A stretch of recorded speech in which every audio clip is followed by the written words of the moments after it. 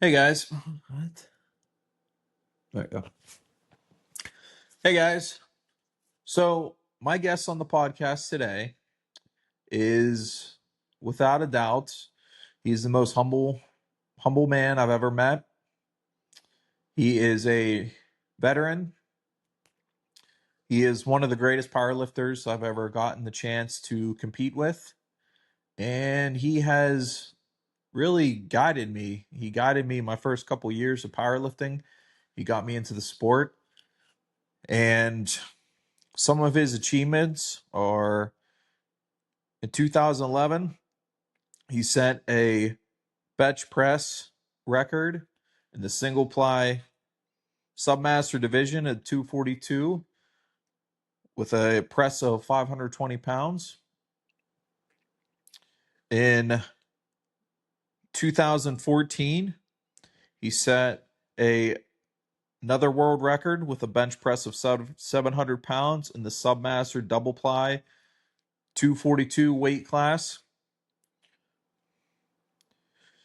In 2015, he set a bench press record of 728 pounds in the double ply open 259 weight class.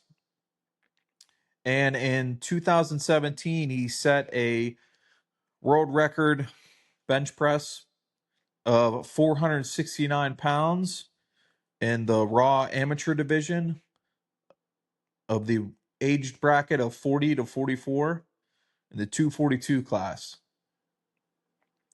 He is no stranger to the sport of powerlifting.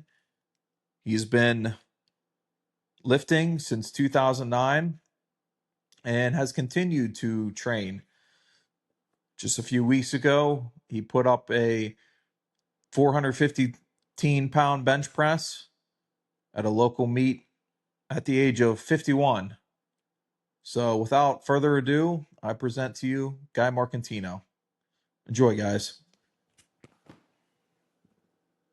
So today on the podcast, I'm joined by Guy Marcantino, longtime lifting buddy, friend, and my biggest mentor in lifting. So I've known you for probably 20 years now. It's been a long time. Yeah. Yeah. I think that, we met at my wife's uncle's Yeah. down at his swimming pool. Yep. And you were dating his niece. Is that what she was to him? Yep. Your niece. Right. And Yep. I think that at that time you were still, were you still going to school? I was still in college. So I was still going to college, but I think I was almost done with school. Or maybe it was just like that summer after. I can't remember. But you were training at that time. Mm-hmm. Yeah, I had been training for, I think, a couple years at that point. Because by that point, I was like 22. And I started just out of high school. So I was 18 when I started. You had mentioned to me that that you had an interest in lifting. Yeah. And I think before I left, I had mentioned something about Southside. Yeah. Right? Yep. And at that time, I think I was training at Body Structures during the week, and I was doing Southside Barbell just on the weekends. Okay. But eventually, I ended up at Southside pretty much all the time. Yeah.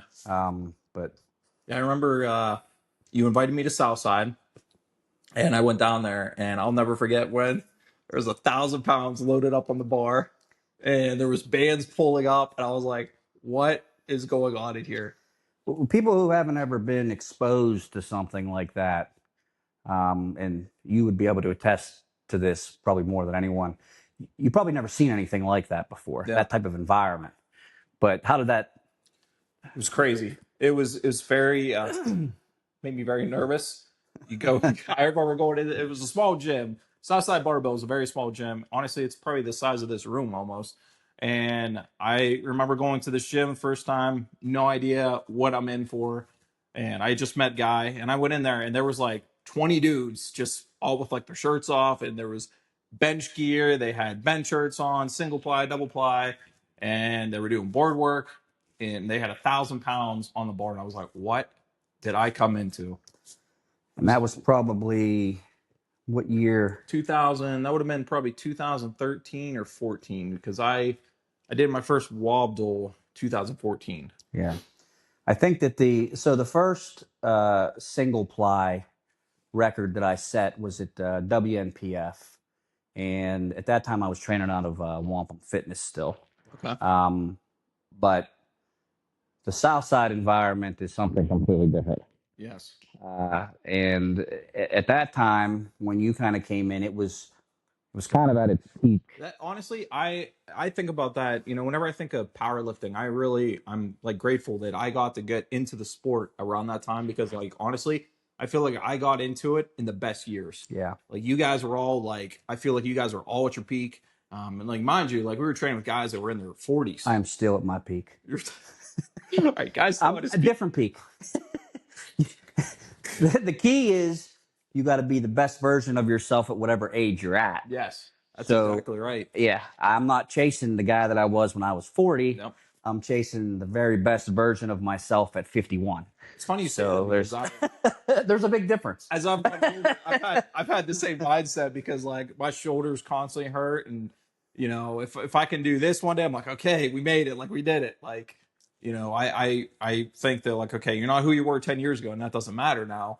But as long as you're continuing to be the best that you can possibly be, And that's it. That's probably the biggest lesson, the hardest lesson that I had to learn as I continued to age. If I wanted to still train, and I've had all types of injuries and all types of different things and everybody that does this kind of stuff, you're going to go through that. Yeah. You're going to have life in general is going to throw stuff at you, let alone when you're beating your body up and you're trying to push yourself, 100%.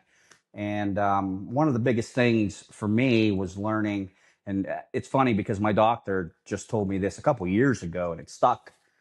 He said, we don't want you to quit exercise and we don't want you to quit lifting weights, but at some point you have to learn to adapt and pivot. Yes. And because if they told me to quit, I probably would have walked out. Yeah. Fuck and they knew that.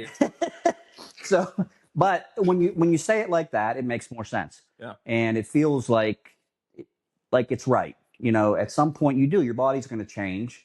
Your life circumstances are going to change. Yeah. There's all types of different things going on. So you have to adjust at some point. Bring your microphone down a little bit, just to be sure. Further on your check.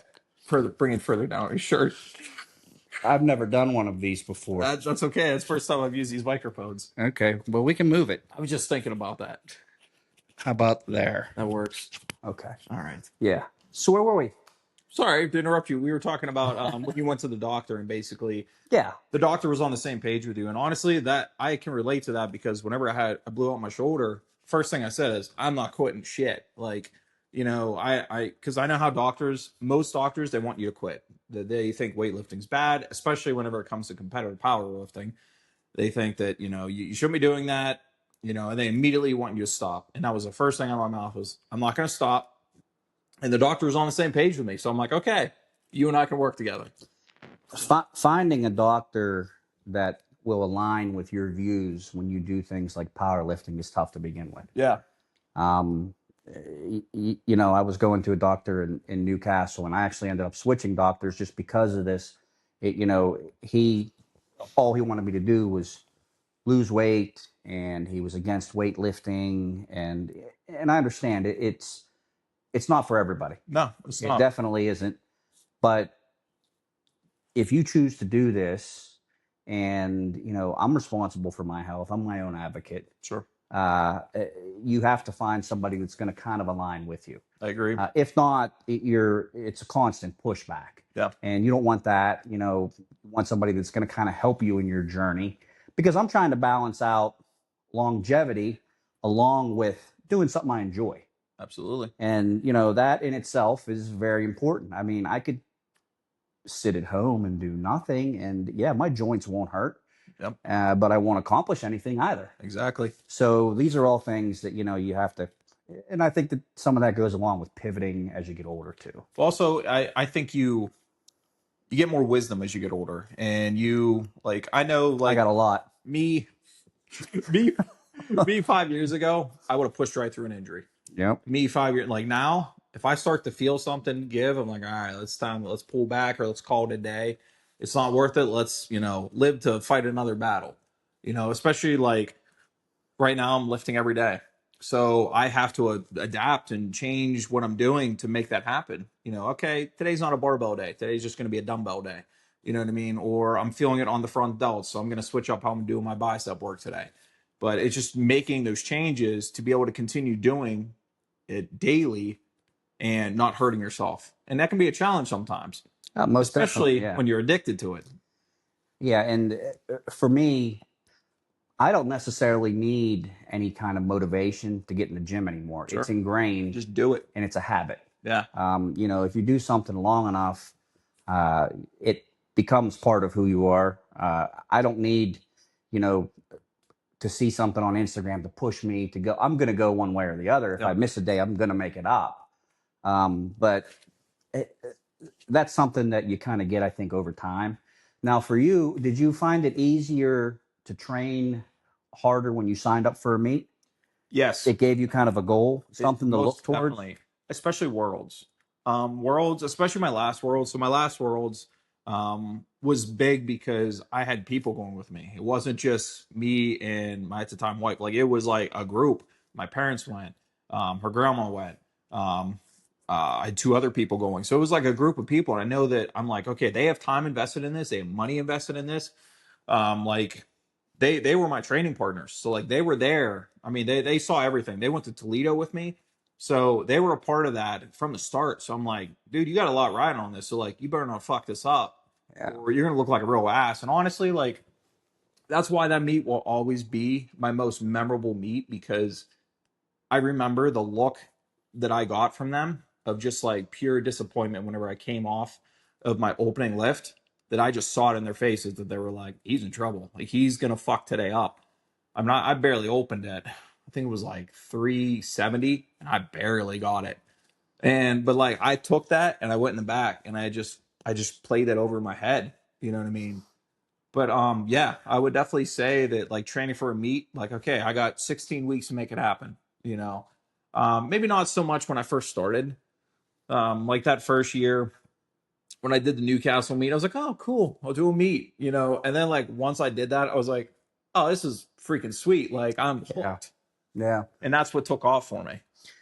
I kind of ran into the same thing when I first started. I was training at Wampum Fitness, and I met Bob Cahy down there, who was the owner. Bob's he's kind of a strength guru. He's Yeah. very unique in the fact that Bob competed in natural bodybuilding, Okay. 100% drug tested stuff, and then at that time his son was getting ready. Kurt was getting ready to try and break the PA state WABDL record, the deadlift.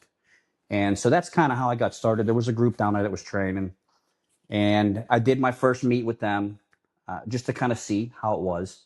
And I enjoyed it. And then when I started looking at some of the numbers, I realized that some of these numbers were pretty attainable for me. And these were state records at the time. Sure. And it gave me kind of some benchmarks and it pushed me. Yes. And as I started signing up for meets, I realized that after I would sign up, my training intensity would hop, I agree. and I would never miss a day. If I knew I had something coming up, I tell people who come to me for advice sometimes, they say, I don't know what to do. I'm kind of feeling stagnant. Sign up for something, You're right. regardless of what it is. I don't care what you do. I don't care if you're a runner or if you do CrossFit or if you're a jujitsu guy. If you sign up for something, if you know something's coming up, it will jumpstart your intensity and your training, and you'll give 100% because there's something is kind of coming that Something's riding on that. exactly, and you're going to have to perform. So I agree with that. yeah, and I think that you kind of went through some of that too. Yeah, absolutely. I definitely dealt with that. Like I said, with that worlds, and actually, it's funny you say about Bob because I that was my first bench shirt. Was Bob's son? I benched in his Titan F6. I borrowed his Titan F6. Everybody had an F6. Yep, that That was was the the first shirt. one I benched into. That was the shirt to go with. I think today, I mean, honestly, like since I've used F8 stuff, I really like the F8 shirts because they're almost like they're still the poly, but they automatically put the scoop collar in, so you don't have to get that added in. It just comes with the Is shirt. that a closed back or open Close back? back. Closed back. Yeah. Yeah. So what we're talking about bench shirts. basically a bench shirt is this really super tight. It's a very restrictive shirt that you put on, and it leaves really bad black and blue marks, and sometimes makes you bleed. But basically, it assists in the lift, but it requires a lot of technique, which a lot of people don't realize how much technique goes into using a more of a poly shirt. In my personal opinion, the band shirts are just coming from both worlds. Band shirt's easy. I'm gonna say it. It's easy. I've used. You're gonna catch a lot of shit for that. I know. I mean, obviously, like you get up into the numbers. No matter what shirt, it's not easy. But to me, the two are two different worlds. Whereas a poly shirt, you have to tuck, and if you don't hit that mark, you're dumping it back on your face. I've done it. Yeah. Yeah. Yeah. A lot of the original bench shirts were made of denim. Yeah. So, when the bench shirts first started, it was more for to keep so you didn't get injured. Nope. Shoulder support. And then lifters started to realize, you know what, if I put this thing on and it's really tight, if I have the right technique, I can get a little bit extra out of it. And then it has kind of evolved, and now it is morphed into something completely different. It really has. I mean, I follow some of it, but I've never wore what are the band shirt? Yeah, the Is that band what they call them? Yep.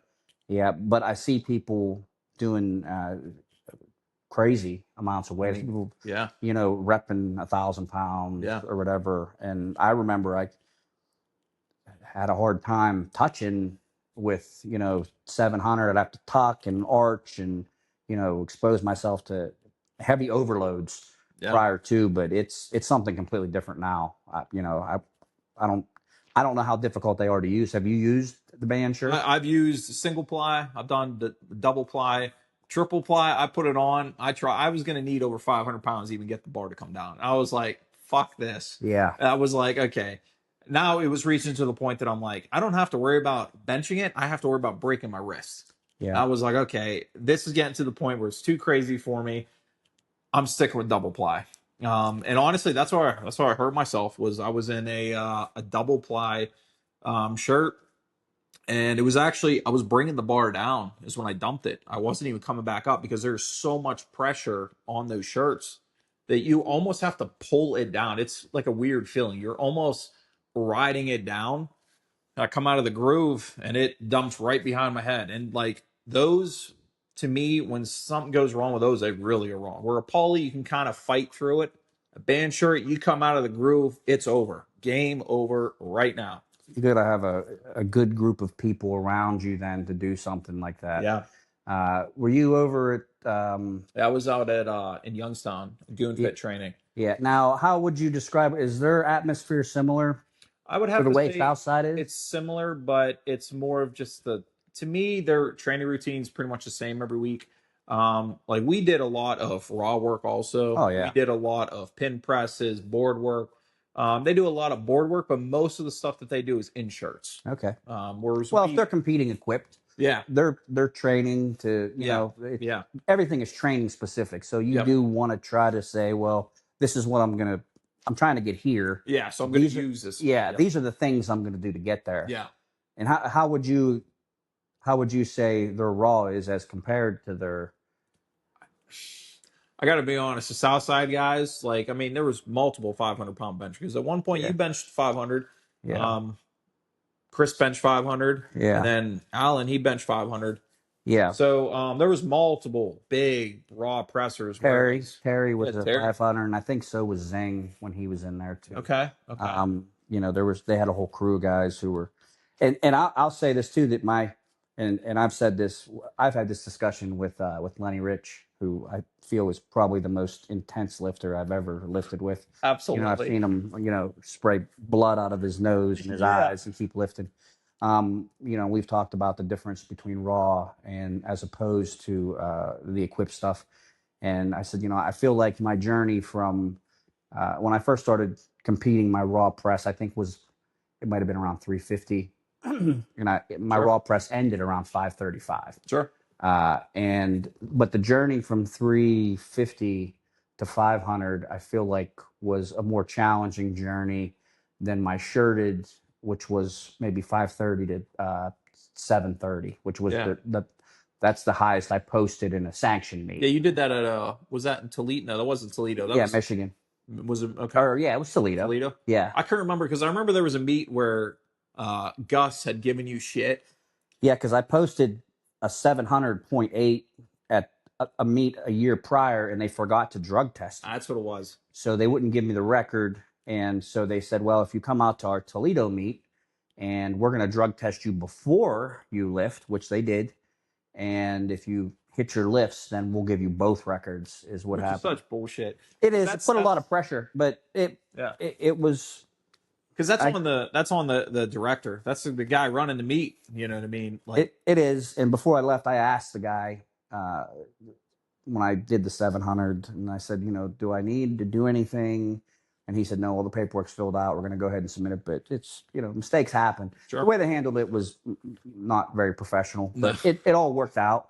Yeah. We all had a good time over in Toledo, and things that worked was out. that was a fun meet, but also that was a meet that they actually fucked with me because that was a meet that I come out of the groove or something, or I didn't come up completely even, and I went over to him. I was like, I made the lift, but it wasn't completely even. And I was like, I lift unbalanced sometimes. They're like, oh, well, we didn't know that. I'm like, what do you mean? Like, I wheeled up to the platform in a fucking wheelchair. Yeah.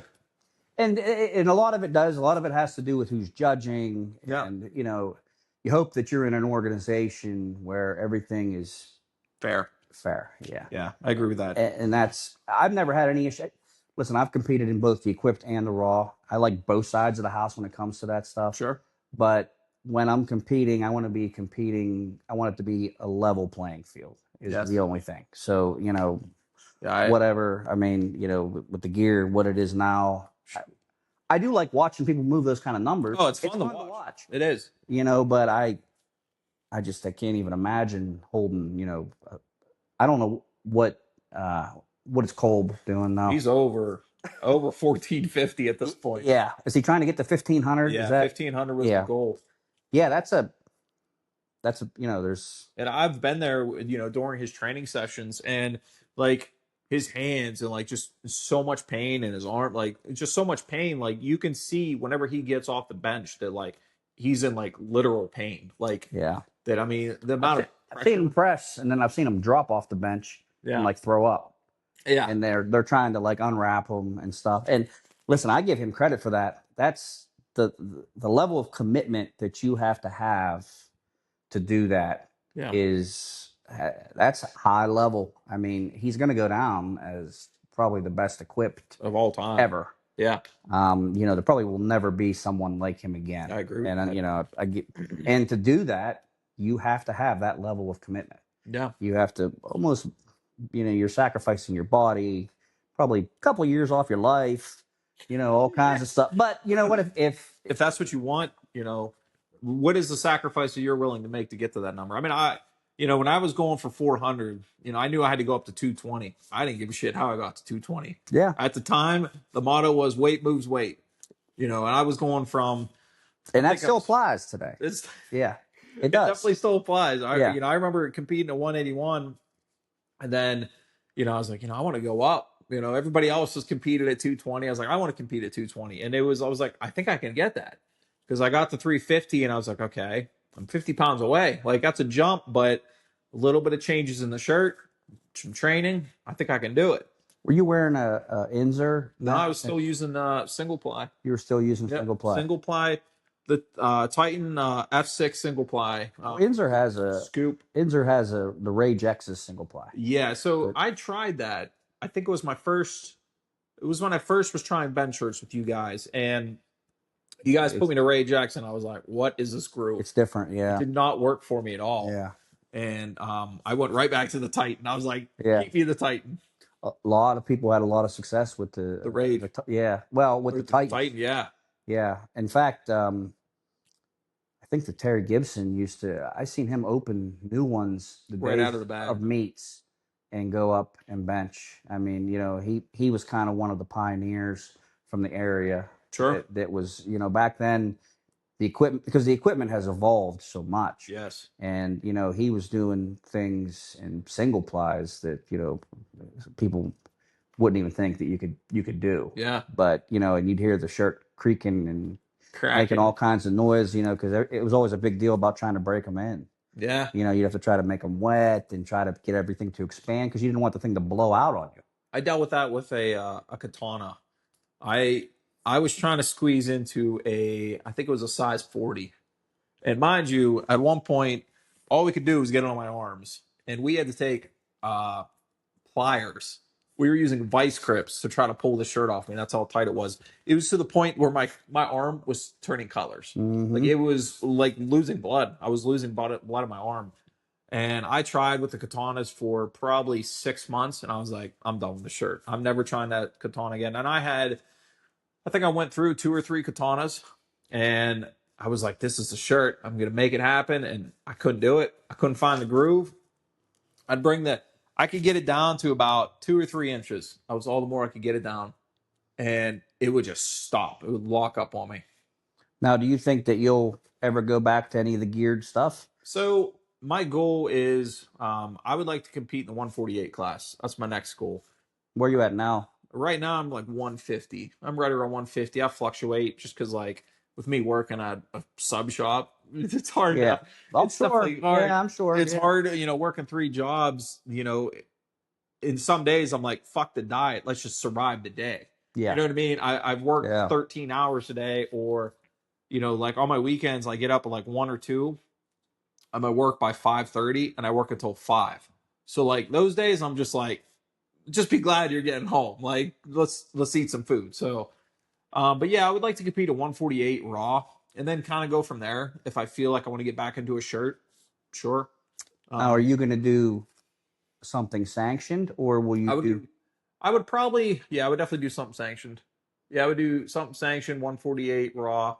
Now, would you say you're doing something sanctioned because you like the rules better from something sanctioned, or because you want to get your name down I and want it to be document it? official. Yeah. I want it to be official. Yeah, which there's no real other reason to do a sanctioned meet Yeah. than it's official. I've seen non-sanctioned meets sometimes run better than Yeah. sanctioned meets, but there's no documentation Exactly. after that. I mean, there used to, it used to be sometimes they'd put them in Powerlifting USA in the book. Wow. You'd see them in the magazine somewhere. No kidding. But, if you want it to be in the books, then sanctioned is the way to go. Yeah. Yeah, that I'll say like the monster, that was probably the best. Bucky's, just so everyone knows. Had to throw that out there. We were talking about it earlier. Yeah, just in case I get that sponsor, Yeah, you never know. Maybe Yeah. the one. I'm sorry, go ahead. No. But I like being in front of the camera. Yeah, good. I'm glad. This is good. Comfortable, yeah. It'd be weird if you wouldn't. Yeah, I don't want to yeah. talk. But like the monster was probably the best unsanctioned meet that we've ever been to, both of us. Right. And I would be hesitant to even say that was a garage meet. The way they ran that was like The Iron Chamber was pretty good too. Yeah, Iron Chambers. Yeah, I forgot about that meet too. Which Yeah. that was a fun one too, because like we had to go out there, we'd stay the night usually, weigh in, and then I don't know, it was always fun. Like that was a fun meet with that and the monster, because it was like when the Southside crew went out there, like you knew we were coming for like to really Yeah. Yeah, and the Iron Chamber, you're up on a stage. Yeah. Which was kind of neat too, because you were kind of in an auditorium. Yep. But I will say, I think that the monster being in the ballroom, especially towards the end, there would be a lot of hype and there was a lot of energy there. Yeah. I'll never forget that one time where somebody kept bumping the light switch, and they were bumping the light switch. I was spotting Chris. We had Carson under. He was under like 800 pounds. Yeah, he was trying to overload. Yeah. Yeah, and the lights went out. Yeah, I remember that. Black in there for like 15 seconds, and you guys are just like trying to hold the weight, and you guys are like, "Find the light switch! Where's the light switch?" Just like panicking. Mm-hmm. And those are memories that you'll never forget. Yeah, is the thing. Well, I every now and then I'll think about that time that we were at Iron Chambers. That was actually a meet. My dad was in the back with us, and I cut my hand on the rack. Well, I came back to the bar. I cut my hand on the rack to the point that it wouldn't stop bleeding, and we're like, fuck, what do we do? Like, we're like, fuck it, pack it with chalk. And we were like shoving chalk into it. And putting chalk on stuff was a pretty common remedy for. Yeah, it's like an oil dry. Yeah, for just about. I told somebody that the meet that I just did last weekend. Yeah. Kid cut his hand when he was deadlifting. Yeah. He was bleeding, and he come up to me and asked me what to do. I said, I would just put some chalk on there and just go ahead. I said, that'll get you right through it. His parents didn't like that, though. They were standing right behind him. And I was like, no, I'm serious. I was like, it'll be, they were like, no, he needs to get disinfectant and this and that. And I was like, you're in the wrong place. Yeah. We're not worried about it. You're asking the wrong person for advice then. Yeah. But that was Iron Chambers. I actually almost fell off the bench out there. I think it was almost 350, and I unrack it, and I'm like teetering, like going back and forth. I'm like, what the fuck? And I don't remember if we racked it or not, but here they forgot to put the strap around me. And I was like, well, it was actually my ex, and she was in charge of putting the strap. She forgot, and I was like, you trying to kill me? Like, that was quite the experience out there as well. Well, things are going to happen. Yeah. I mean, now right now you have kind of an endeavor going where you're trying to do 365 consecutive days just go every day of training. Yep. And how close are you now? I'm almost at 300 at this point.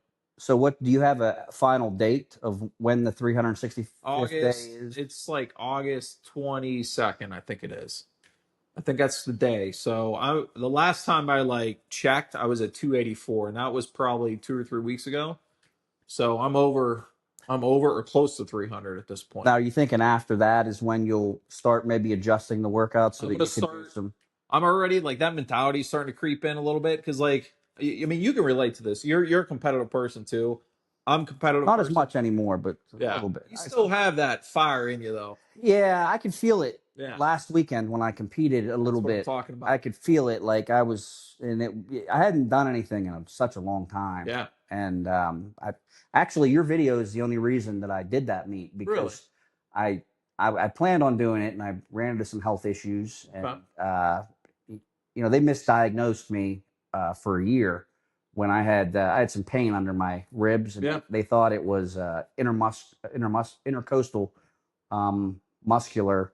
And here, one of my arteries was clogged from my heart. Oh, tomato, right? So for a year, I was battling some different things. Shortness of breath and all these different things. And the guy who did my heart cath, actually, that meet was 17 weeks exactly after my heart cath. But my doctor who did the heart cath, he said, it was the LAD artery, which is the widowmaker. Yeah. He said it was 80% blocked. He said He said it might not have killed you. He said, but it would have tried. Did he tell you to not lift anything? Yeah, he said you might want to just back off a little bit. But see, before that meet, I went and did my opener on Tuesday, and it moved slow. Yeah. And I was like, you know what? Maybe I should just back off of this. And you had put up a video about not letting all your emotions sometimes kind of rule you. Yeah. And I had just read a book called Don't Believe Everything You Think, which is excellent. And how sometimes the mind, it kind of yearns for comfort.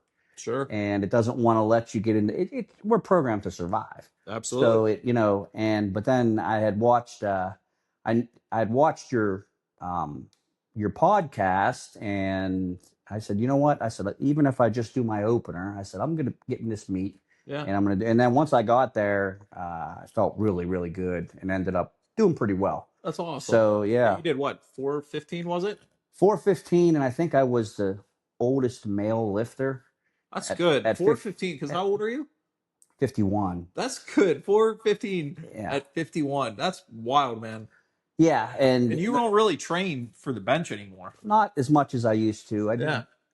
Believe it or not, I really got into, I had a little break from the heavy lifting. I still do enjoy it. I mean, I get in there on Saturdays and still, I got some guys that I know whose kids are kind of into the bench pressing. And so they'll come up on Saturdays to body structures. And that's really what drives me now is not only the process and just being happy that I can do it. Yeah. But I like to work with the younger kids or even with other people and watch their numbers kind of go up a little Absolutely. bit, I found that too, whether it was when I was helping my ex get ready for her meet, or I was working with a couple kids. Actually, when I lived in New Wilmington, they were coming over.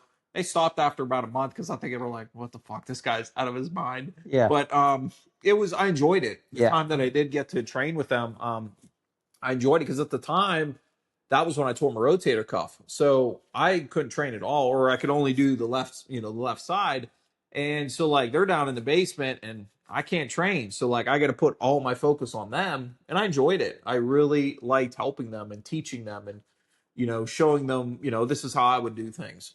Yeah, I think that one of the things that gets overlooked sometimes, and there's a community of people online, and there's goods and bads to all this social media stuff, but if you have a community of people that are posting fitness related things, it sometimes can be the difference between you having a little bit of motivation that day Absolutely. and going, I see people post stuff and other people comment like, why is this guy just, he's posting, he's sitting there doing curls. Well, that might be the difference for somebody else Yeah.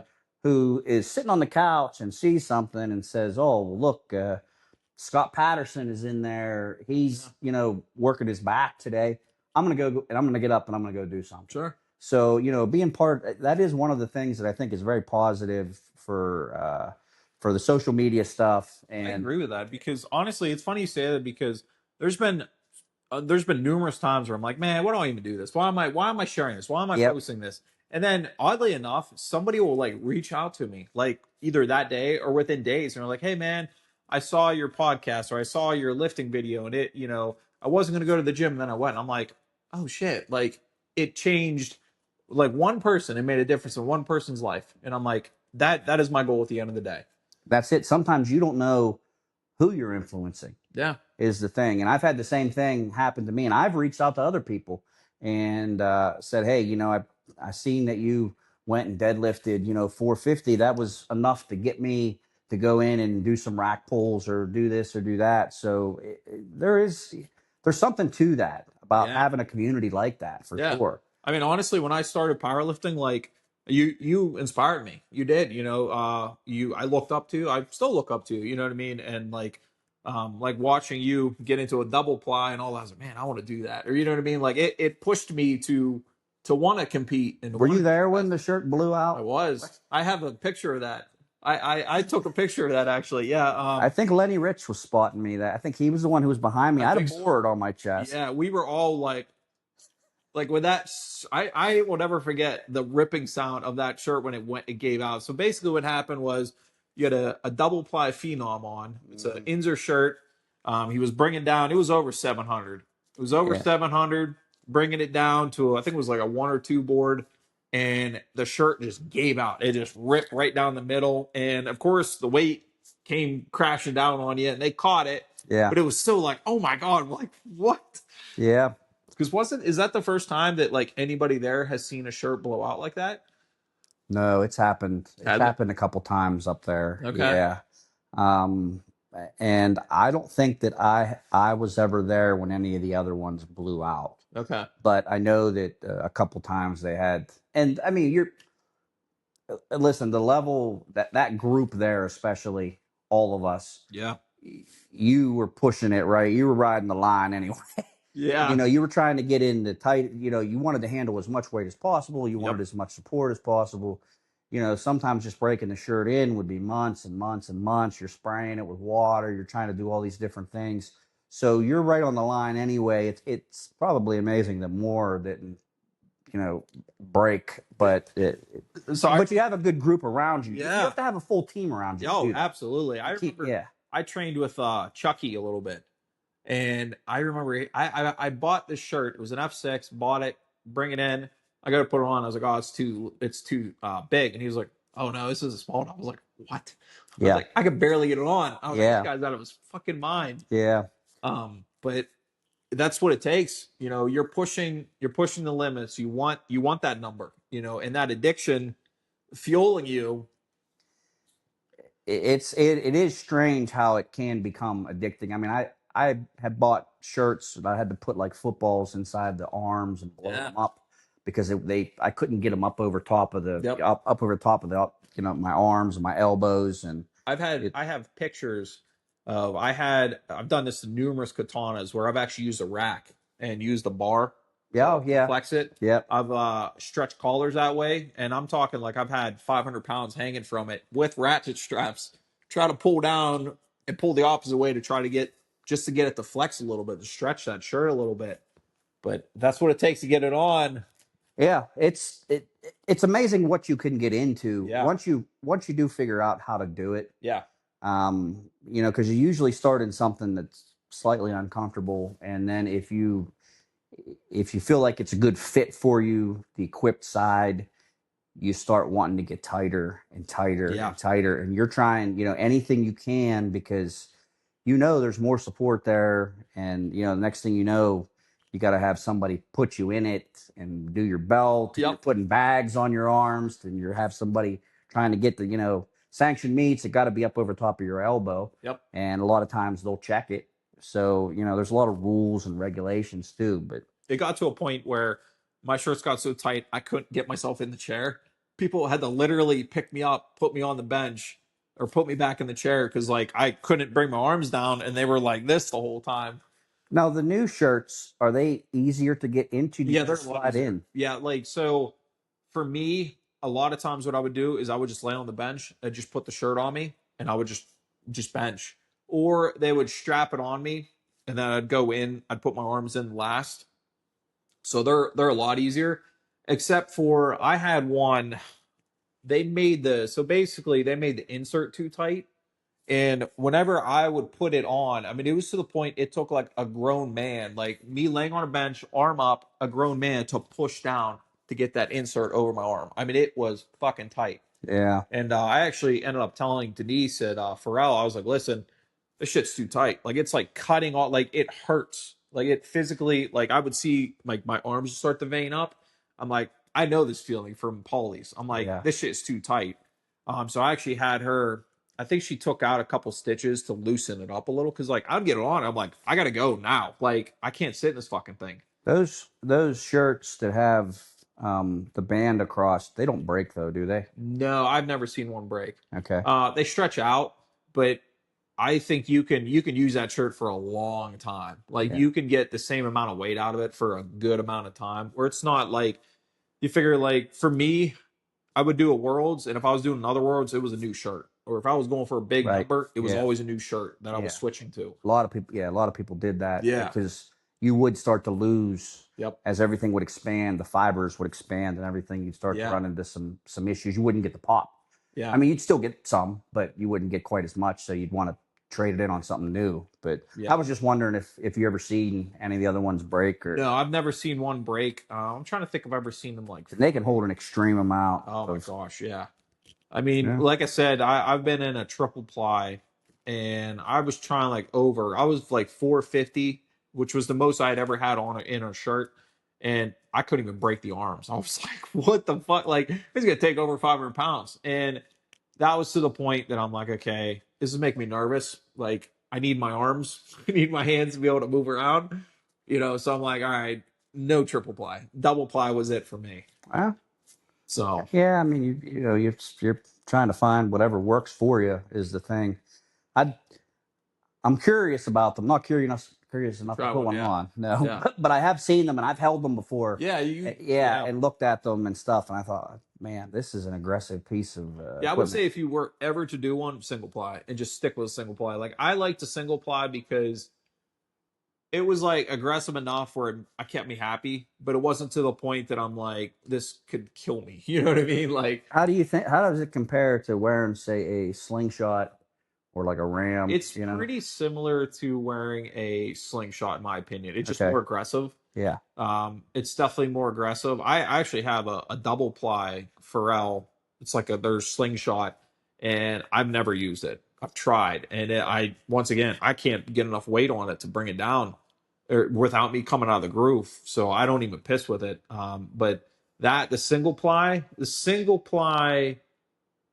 they're like slingshot. I could get I think over 300 out of it, Okay. which was a lot, and that was like Yeah. me pushing like 230, 240. So that kind of gives you an idea how aggressive their stuff is. Yeah.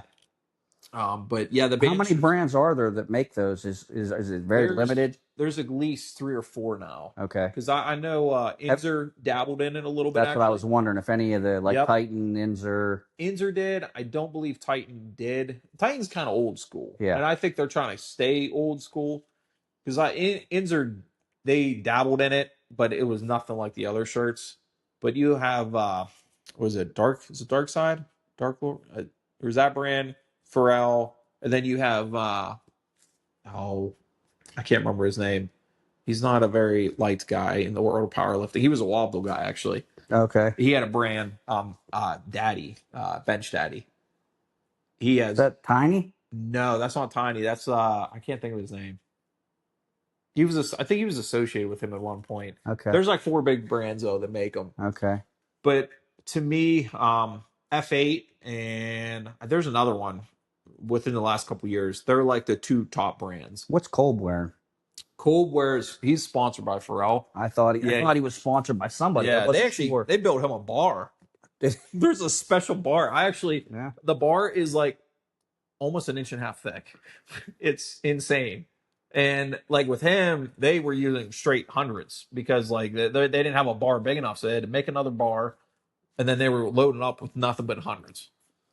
Well, he put so much weight on. Yeah, Is the thing, and the flex alone, in the amount of weight and pressure and everything, he probably needs something customized for probably just about everything he does. Yep. Is the thing. I mean, even his probably the wraps that he wears on his wrist. Yeah.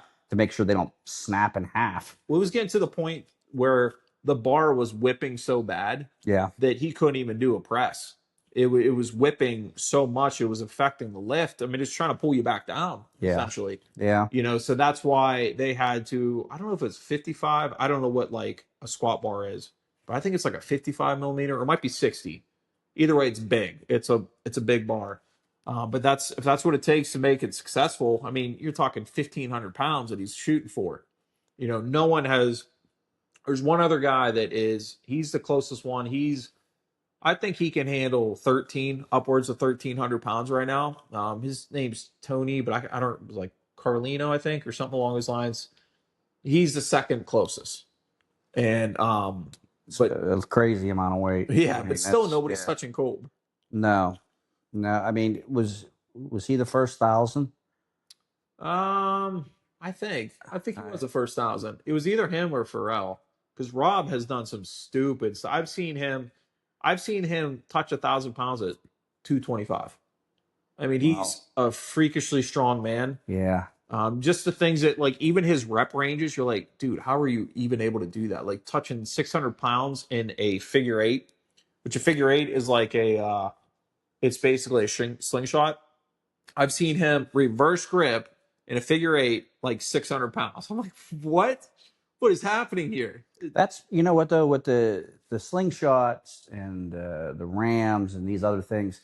If you're going to use these new shirts, that's an excellent way to train for it. Yep. I mean, it was always a good way to overload a little bit anyway. Yeah. There was a lot of rumors when those first came out, how much they were giving you. Some people said they didn't give you anything. They just corrected your form. They gave you some, and then they started coming out with double ply and some that you could fold and different things. Yep. But that would be a good way to train. If you're going to wear a band shirt, you could almost practice, you're one level up from raw, but you're not quite at the shirt. Yep.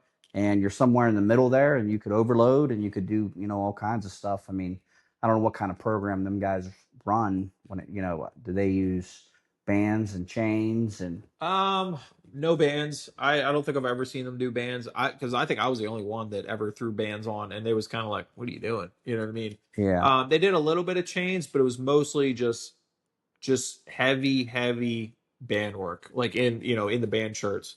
Other than that, a lot of board work, of course.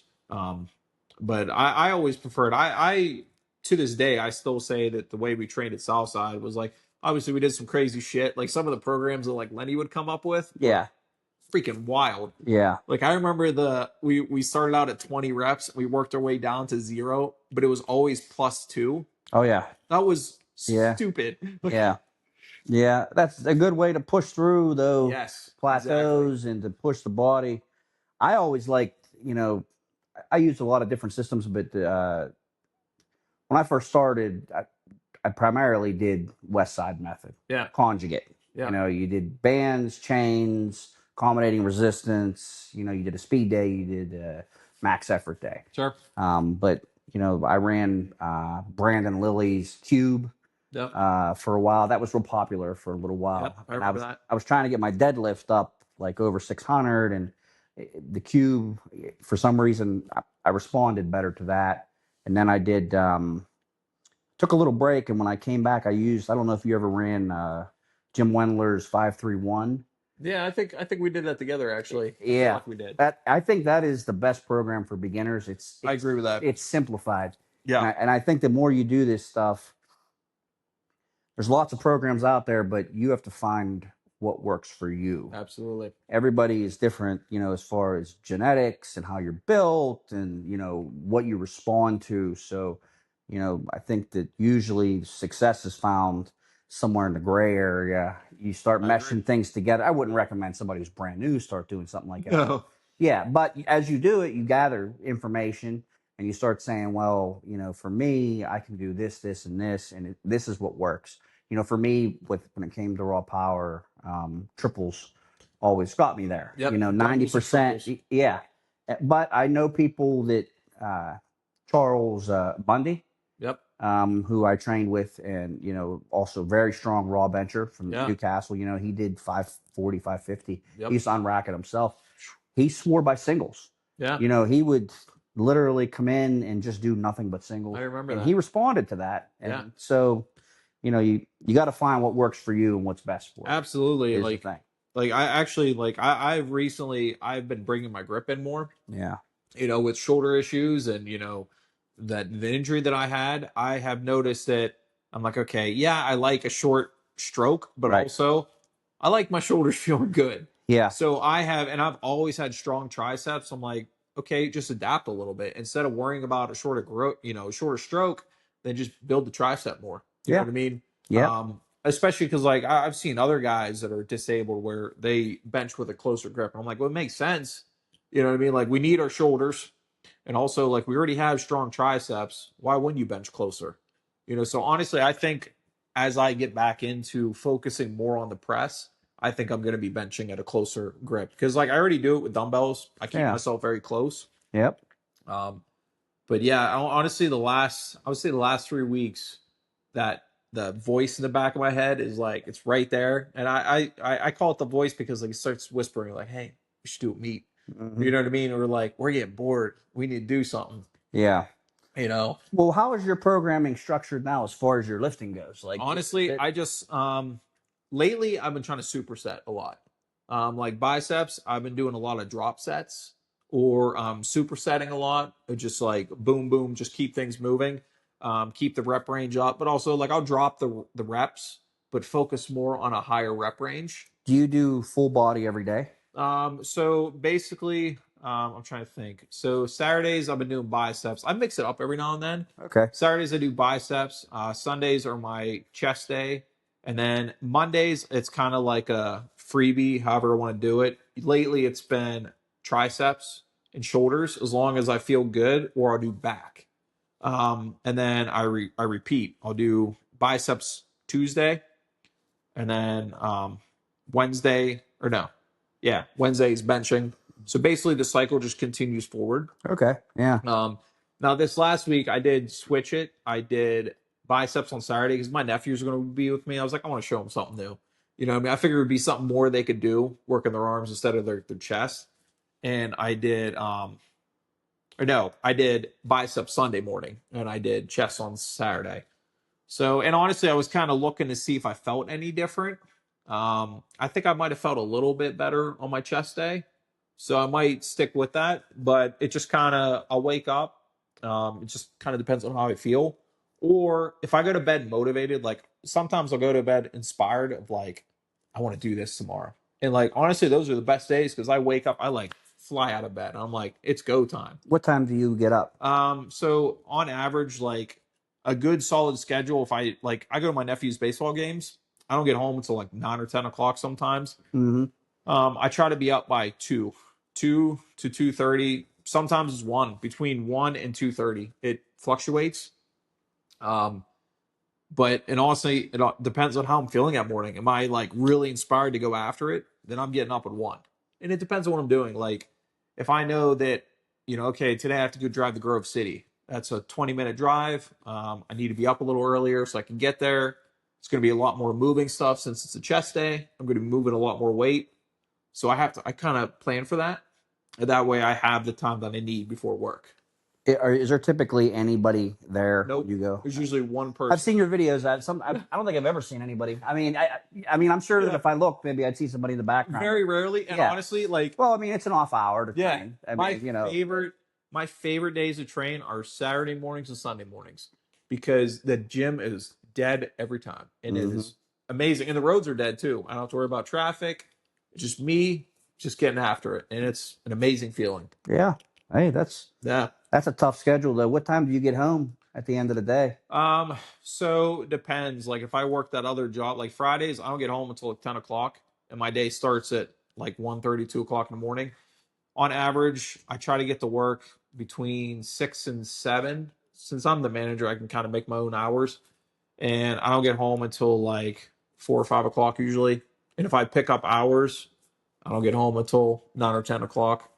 That's a long day then. Yeah. And for it to just kind of repeat the next day. Yeah, and like it's amazing how I have found myself how my body has adapted that I can function. Like I can function if I really need to. I try to not do it. I can function on 3 hours if needed.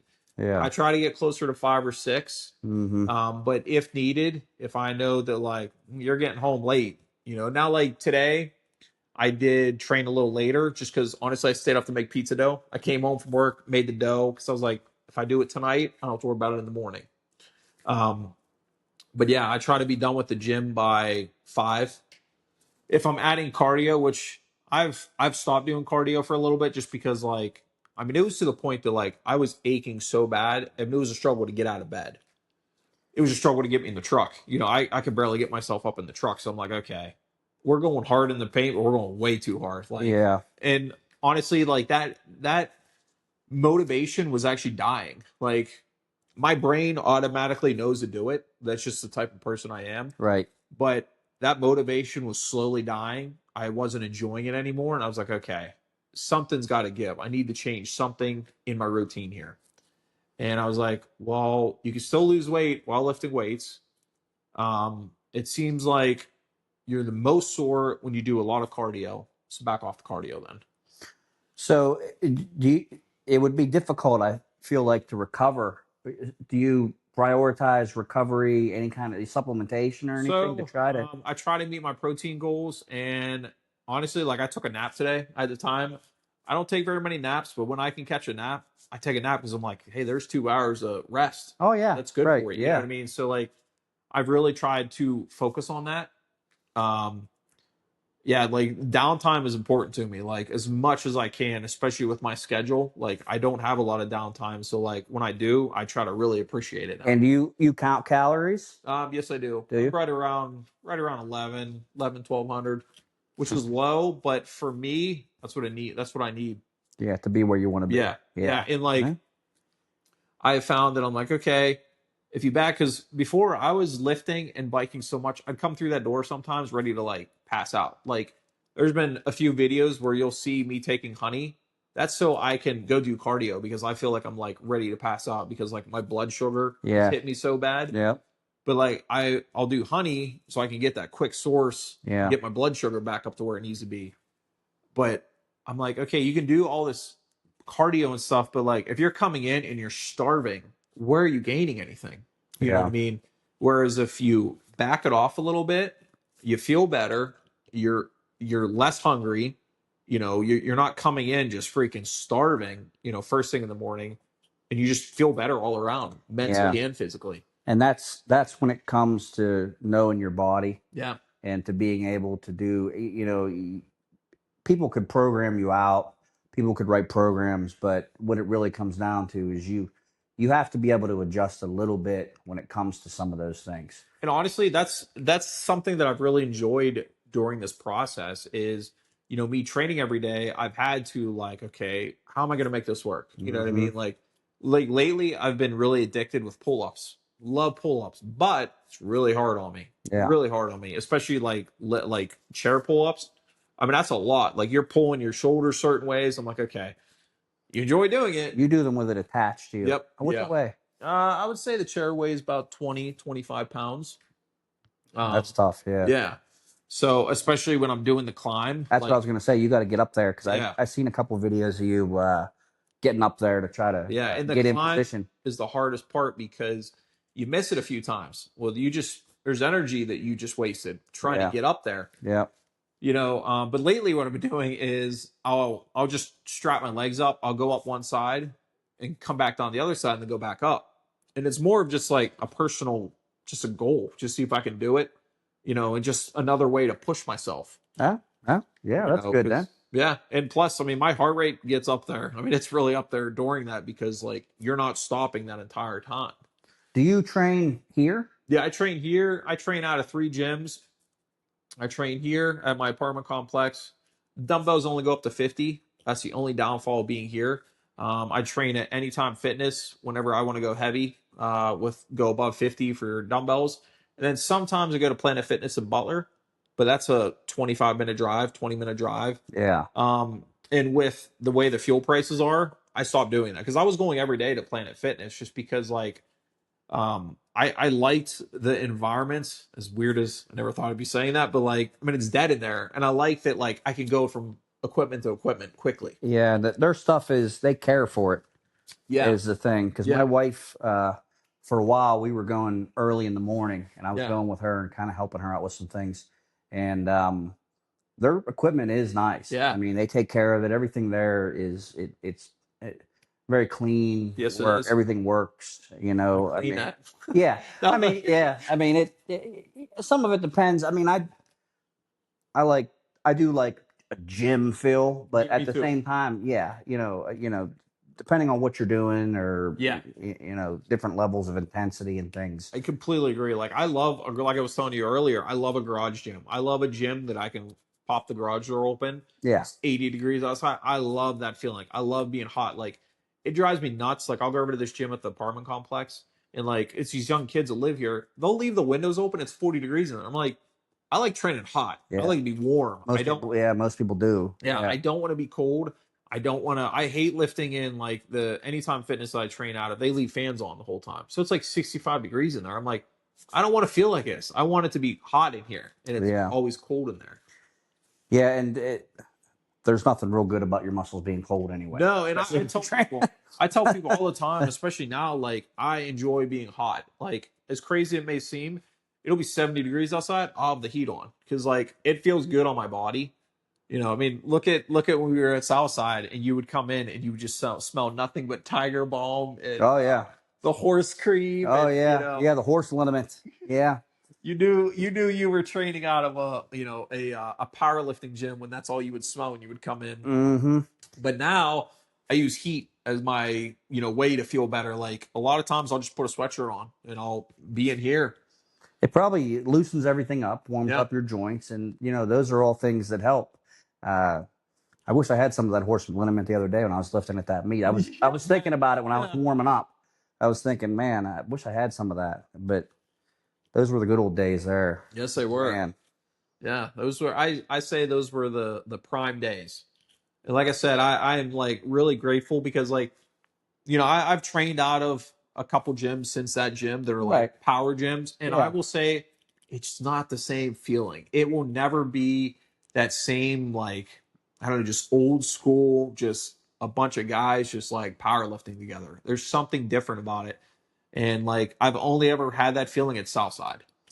Yeah, there was a level of it. First of all, it was fun there too. Yes. As much as there was, everybody was pushing very hard, and everybody wanted everybody else to do well and to help them push hard. And you could feel that too, like Yeah, because like I said, I've been to other gyms and I don't feel that. I don't feel all the things that I felt at Southside. yeah. I feel like Southside was almost like a community, like a family more. Yeah, I agree with that. Yeah, gyms have changed a lot too. You go to a gym now, a lot of it. They're not that you should be socializing, but everybody has they got their earbuds in, Yep. and everybody's just trying to get through it. Yeah. It seems like, sometimes if I'm lifting, even I feel weird even asking somebody for a spot. If somebody asks me for a spot, I go over after I'm done spot. I'm like, listen, if you need another one, come, if Sure. you need something, let me know. But a lot of that mentality seems to have gone a little bit by the wayside now. I agree that It's different. I'm afraid to there's been a few times where I've actually wanted to speak up because I see somebody doing something that they could hurt themselves. Yeah. And part of me wants to speak up, but also I'm like, I don't want to be that guy. Like I don't want them to be like, who are you? Yeah. But also I'm like, that person's like, that's completely wrong the way you're doing it. Yeah. It's actually one of my first videos that I posted when I first started sharing online was me doing dips at Planet Fitness. And in the background, you can see a lady she's doing some sort of like back exercise. And I actually fell. I fell with, I think I had 100 or 75 pounds I was doing dips. And I actually fell. And you could see her like look over and she goes right back to working out. I was like, what? Yeah. And honestly, I think I remember seeing that. I remember seeing every that. time I see it, every time I see her now, I just kind of like laugh inside because I'm like, oh, yeah, you're that lady that It's just yeah, working out. yeah. Everybody's just trying to get through it. They want to get in there. They want to get through it, Yep. and but it's a little bit different. Things are always changing. So Yeah. I mean, it's like anything. We adjust. We keep moving. But Yep. but there was something special. I feel like about the group. I agree. That was there, and especially when you go to meets, because like I said, you would go to the meet as a team. You know what I mean? Like it felt like you showed up as a team. You weighed in, like everybody went together, and you felt like that team environment. Everybody was there to support everybody. And it was nice having a group with you because you trained so much together. Yeah. Everybody knew everybody's warm-up routine. It was second nature for people to help you do things. You knew what the guy who was getting ready to lift, you knew what his next step was, and you could stay a little bit ahead of him, and everything was very fluid when it came to that stuff. Yeah. And to do that, you have to spend time together. Yeah.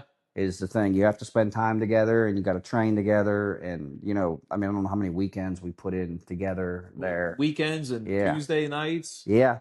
Yep. Yeah. Training Tuesday nights up there. I mean, it's a special place for sure. Absolutely. Yeah. Well, I just want to thank you for coming on the podcast today, and you're very welcome. I appreciate you inviting me over. Yeah. And once you complete your 365 days of consecutive training, if you're still alive, and you ever want to train, I would love to. Yeah, by all means, get a hold of me. We'll train. We can even maybe record some of it. Yeah. And you can post some of it or whatever, and hopefully, we get to compete in a meet together. We can maybe get some footage from that too. Yeah. And I think that I'm going to go and eat some of the pizza that you made now. So Keith made a couple wonderful pizzas, and I'm going to go and carb load. So have a wonderful day. Till next time, guys.